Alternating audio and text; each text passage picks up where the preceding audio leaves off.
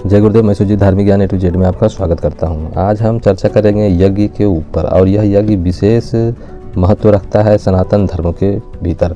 इसमें आज वास्तविक यज्ञ क्या होता है इसके बारे में जानेंगे। बात उस समय की है कि मुकुट बिहारी लाल जी कलकत्ता के वे 100 परिवार स्वामी निखिलेश्वरानंद जी के समर्पित शिष्य थे, और उन्होंने एक यज्ञ करने के बारे में गुरुदेव से बोले थे। तो इस पर गुरुदेव जो बताए थे उन बातों को मैं आपके सामने आज रखूँगा।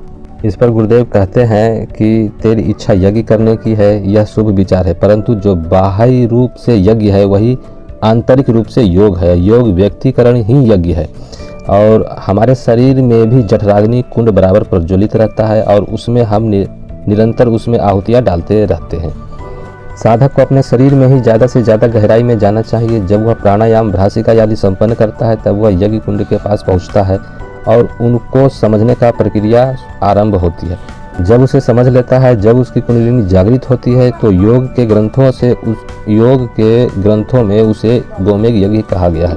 गो का अर्थ इंद्रियां है और मेघ का अर्थ है नियंत्रण करना। जब हम इंद्रियों को पूरी तरह से नियंत्रण में ले लेते हैं, सुषुम्ना के माध्यम से नाड़ियों का दोहन करते हुए ऊंचाई की ओर अग्रसर होते हैं, तो इसे ही गोमेघ यज्ञ कहा जाता है।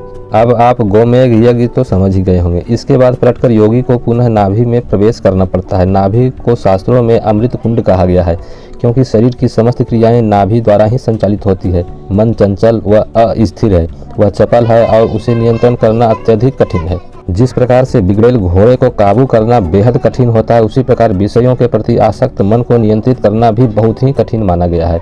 इस पर यह बहुत कम योगियों को ही पता है कि मन का नियंत्रण नाभि के द्वारा ही संभव है। जब कुंडलिनी जागृत होती है तो सुषुम्ना आज्ञा चक्र से आगे पुनः जाकर दूसरे मार्ग से नीचे उतरती हुई नाभि में प्रवेश करती है, और इस प्रकार से यह एक दूसरा चक्र संपन्न करती है। जब योगी इस अवस्था को प्राप्त कर लेता है तो वह अश्वमेघ यज्ञ कहलाता है, क्योंकि मन भी अश्व है और उसका मेघ यानी उस पर नियंत्रण करना मेघ नाभि के द्वारा ही संभव है, और यह अश्वमेघ कहलाता है। इसके अनंतर योगी नाभि से हृदय की ओर बढ़ता है और हृदय पर अपना नियंत्रण स्थापित करता है। हृदय समस्त शरीर का आधारभूत तंत्र है यह, और चेतना योग ग्रंथों में जो है इसको बाजप कहा गया। यही क्रिया अत्यधिक कठिन है, परंतु ऐसा होने पर योगी जितने समय तक चाहे धड़कन यानी हृदय की धड़कन को बंद करके रख सकता है और उन्हें पुनः जागृत कर सकता है।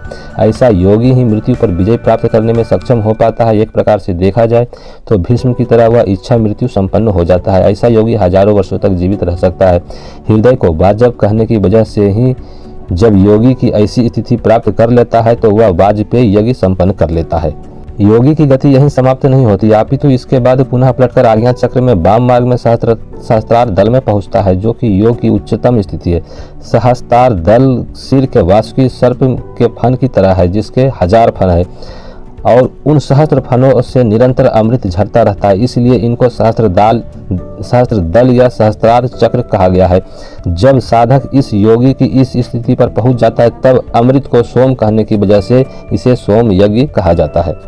सही अर्थों में यज्ञ कुंड तो शरीर के भीतर ही विद्यमान है, और यदि गृहस्थ साधक या योगी इस कुंडों तक पहुंचकर यज्ञ संपन्न कर लेता है तो वह सभी प्रकार से अद्वितीय यज्ञ संपन्न पुरोधा बन जाता है।